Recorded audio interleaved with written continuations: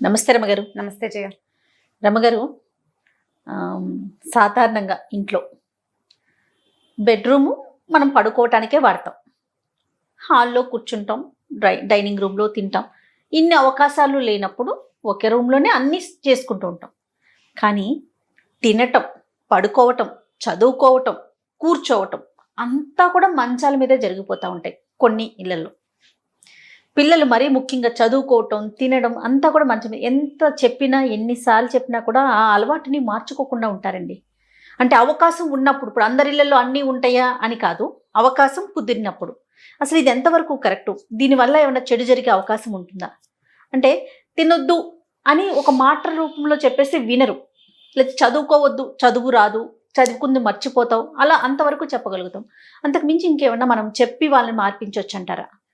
ఇందులో మామూలుగా మంచం మీద అన్నం తింటే దరిద్రం, మంచం మీద చదువుకుంటే దరిద్రం అని చెప్తారు. దరిద్రం కాదు, అశుభ్రం. ఇది వరకు కాలంలో జయ మంచం వేసి ఉండటం అనేది అసలు ఉండేదే కాదు. ఆ ప్రక్రియ లేదు. ఏం చేసేవాళ్ళు అంటే మంచం ఎప్పుడు రాత్రిపూట వాల్చుకునేవాళ్ళు. మంచాలు ఉన్నవాళ్ళు, లేని వాళ్ళు కిందే చాప పరుచుకుని పడుకునేవాళ్ళు. పగటిపూట చాప చుట్టి ఓ పక్కన పెట్టేవాళ్ళు. పడుకునే విధానం అసలు లేనే లేదు జయ. ఎప్పుడైనా పొద్దుటి పగటిపూట మంచాల మీద కనపడితే ఏమిటి బాలింతరాల్లాగా మంచం మీద కూర్చున్నావు అనేవాళ్ళు. బాలింతరాళ్లే మంచాల మీద కూర్చోవాలి, వాళ్ళకే రెస్ట్ అవసరం. అసలు మంచం ప్రక్రియ చాలా సంవత్సరాల క్రితం అసలు లేనే లేదంటే నేను అనుకుంటా ఒక 30-40 ఏళ్లుగా ఈ డబల్ బెడ్రూము అన్న మాట వచ్చేసింది. ఇదివరకు బెడ్రూము అనేది ఉండేది కూడా కాదు. మంచం పందిరి మంచాలు ఉండేవి కొన్ని ఇళ్లలో. ఆ కేవలం పందిరి మంచం ఒక్క గదికే, అన్ని గదుల్లోనూ తలా ఒక పందిరి మంచం కాదు, ఓ ఇంటికి ఓ పందిరి మంచం. ఎంతమంది పడుకుంటారు దాని మీద కదా? పైగా పందిరి మంచాలు జనరల్గా 4/6 లేదా 5/6 ఉండేవి. 6/6, 7.5/6 ఉండేవి కాదు. పందిరి మంచం అనేది కేవలం వివాహానంతరం కొంతకాలం పడుకోవడానికి. తర్వాత మగవాళ్లే పందిరి మంచం మీద పడుకునేవాళ్ళు. భార్య భర్త కలిసి ఎప్పుడు ప్రతిరోజు పందిరి మంచం మీద పడుకునే పద్ధతులు అసలు ఆనాడు లేనే లేవు. ఇది వరకు ఉండేవి కాదు. మనకి ఇప్పుడు పడుకోవటానికి ఒక ప్లేసు, దానికి ఒక మంచం, అది రెడీగా ఉండటం. బెడ్ రూమ్ అంటే బెడ్ ఉండాలి అనే ధోరణి వచ్చింది. నిరంతరము మంచం వాల్చి దాని మీద పరుపు ఉండటం, దాని మీద దుప్పట్లు ఉండటం, దుప్పట్లు టక్ చేసుకోవటం, బాంబే డైయింగ్ దుప్పట్లు కొనుక్కోవటం, అవన్నీ తర్వాత కాలంలో ఈ మధ్య ఒక 30-40 సంవత్సరాలుగా బాగా పెరిగింది. అంటే ఇప్పుడు మనం వాడే బెడ్స్ కూడా, కాట్ కూడా, దాన్ని మనం ఫోల్డ్ చేయడానికి అవకాశం లేదు. ఫోల్డ్ చేయము, నుంచోబెట్టలేము, లేదు, ఛాన్స్ లేదు కదా. ఇది వరకు ఎక్కడ కావాలంటే అక్కడ. ఇప్పుడంటే మనకి గది, అందులో ఫ్యాను, ఏసీ బోసి అన్నీ వచ్చినాయి. ఇది వరకు ఎక్కడ గాలి ఉంటే అక్కడ మంచాలు లాక్కుని అక్కడ వేసుకునేవాళ్ళు. దక్షిణపు గాలి మంచిది, ఉత్తరపు గాలి హాయిగా ఉంటుంది, తూర్పు గాలి బాగా తగులుతుంది అని మంచం ఎత్తుకెళ్ళి అక్కడ వేసుకోవటం, లేదా ఆరుగు మీదో ఎక్కడో. పాతకాలం పద్ధతి అది. ఇప్పుడు మన పద్ధతులు మారినాయి. అంటే మంచం ప్రక్రియ గురించి చెప్తున్న వివరంగా. ఇప్పుడు ప్రజెంట్ కండిషన్లో ఈ రోజుల్లో ఏంటంటే పిల్లల్ని మంచాల మీద కూర్చోబెట్టి అన్నం పెట్టడము, గదిలో ఇంకెక్కడా ప్లేస్ లేదు కాబట్టి మంచం మీదే కూర్చొని చదువుకోవటము, మంచం మీదే వర్క్ చేసుకోవటము, ఎవరైనా వచ్చినా మంచం మీదే కూర్చోవటము. ఇప్పుడు ఈ మంచం అనే సాధనం మనకి దేనికి ఉపయోగపడాలి? నిద్రకి. అంతే. మనకి పగలు ఎంత పనిచేసినా, ఎలా ఉన్నా, రాత్రి 9కో 10కో అక్కడి నుంచి తెల్లవారేదాకా ఒక సుఖవంతమైన నిద్ర ఉంటేనే మర్నాడు లేచి నువ్వు బాగా పనిచేయగలుగుతావు. నిద్ర చక్కగా ఉండాలి. ఈ నిద్రకి సాధనం మంచం కదా. అది శుభ్రంగా ఉండాలి, మెత్తగా ఉండాలి. అందులో శుభ్రతలో ప్రధానమైనది ఏమిటి? ఎప్పుడు పడితే అప్పుడు బయట నుంచి వచ్చి దాని మీద ఎక్కకూడదు. నువ్వు బయట నుంచి జర్మ్స్ మోసుకొస్తావు. కాళ్ళకి మట్టి ఉంటుంది, పిల్లల మంచాల మీద తొక్కితే పిల్లల కాళ్ళ మట్టి అంతా దాని మీదే ఉంటుంది.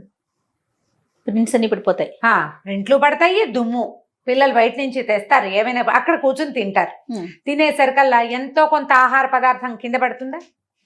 దానివల్ల ఏమవుతుంది? ఇప్పుడు అది అన్నం అనుకో, ఇప్పుడు మరమరాలు, చేగోడీలు, చెక్కలు నువ్వు దులిపేస్తావు, అన్నపు మెతుకు అంటుకుపోతుంది, జిగురు.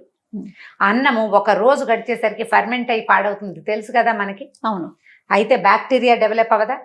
ఆ బ్యాక్టీరియా నువ్వు రాత్రిపూట హాయిగా పడుకోవటానికి ఉపయోగపడే మంచం మీద గనక ఆ బ్యాక్టీరియా ఉంటే నీకు ఎలాంటి అనారోగ్యాలైనా రావడానికి అవకాశం ఉందా లేదా?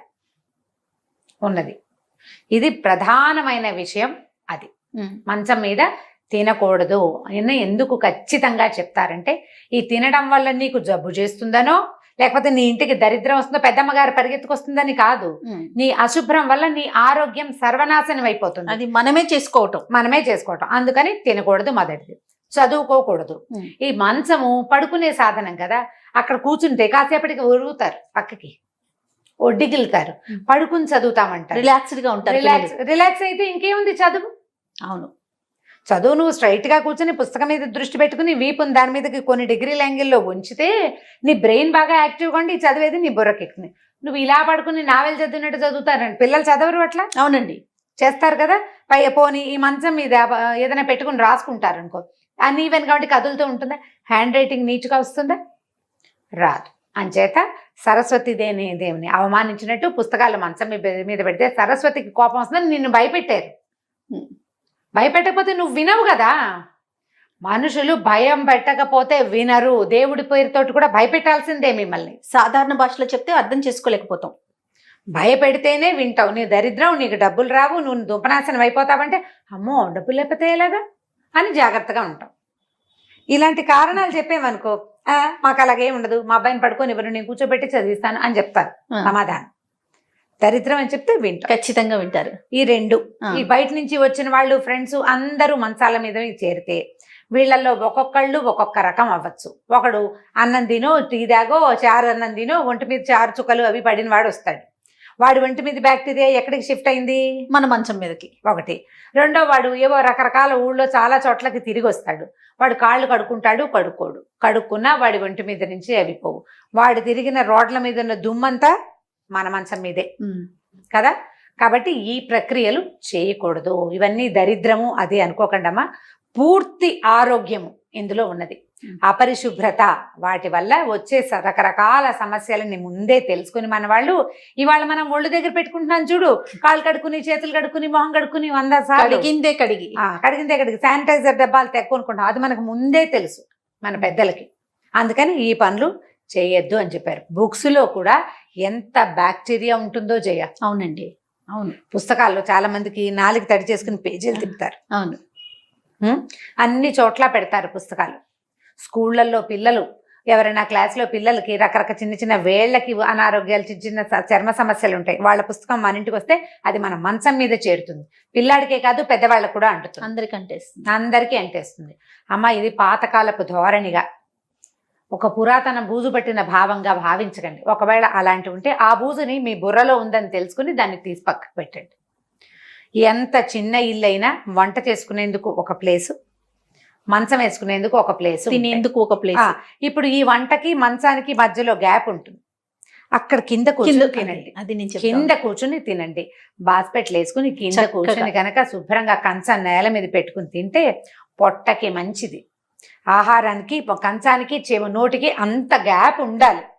ఉంటే మీకు పొట్ట కూడా చాలా హెల్దీగా ఉంటుంది. ఒళ్ళో పెట్టుకుని తింటాం, కంచం చేత్తో పుచ్చుకు తింటాం, లాంటివి చేయబోకండి. ఈ కంచాన్ని ఎత్తి మంచం మీద పెట్టకండి. అన్నం కాదు కదా అని స్నాక్స్ ని మంచం మీద కొప్పుకున్నామనుకో, నెక్స్ట్ అన్నం ఎక్కేస్తుంది తర్వాత. అవునండి, మన ఏజ్ లో మనం స్నాక్స్ ని మంచం ఎక్కిస్తే పిల్లల ఏజ్ కి మంచం అన్నం ఎక్కేస్తుంది. ఎక్కించకండి. ఇవన్నీ ఆరోగ్యం కోసం చెప్పబడిన శుభ్రతలే తప్ప ఇందులో చాదస్తము, వెనకబడినతనము, పాతకాలపు పురాతనపు ధోరణి ఏమీ లేదు. మనం అనుకుంటూ ఉంటారు రమ్మగారు, బెడ్షీట్ మార్చేస్తున్నాం కదా అనుకుంటాం. బెడ్షీట్ వరకు మారుస్తున్నాం, బెడ్ ఎక్కడ మారుస్తాం? బెడ్ మార్చాం కదా. దాని పద్దాక మనం ఎండలో వేయటానికి అవ్వదు, తీయటానికి అవ్వదు, దాంట్లోకి వెళ్ళిపోతుంది కదా బ్యాక్టీరియా. ఏం చేయాలంటే కనీసం 2 నెలలకు ఒకసారి, నెలకైనా మీకు కుదిరితే వ్యాక్యూమ్ క్లీనర్ ఉంటే క్లీన్ చేసుకోవటం. అందరిళ్లలో వ్యాక్యూమ్ క్లీనర్లు ఉండవు కదా. నా మంచి మెథడ్ ఒకటి చెప్తాను. ఒక పాత దుప్పట్లు కొన్ని ఉంచుకోండి. పిల్లో కవర్స్ 4-5 రోజులకు ఒకసారి దిండు కవర్లు మార్చుకోండి.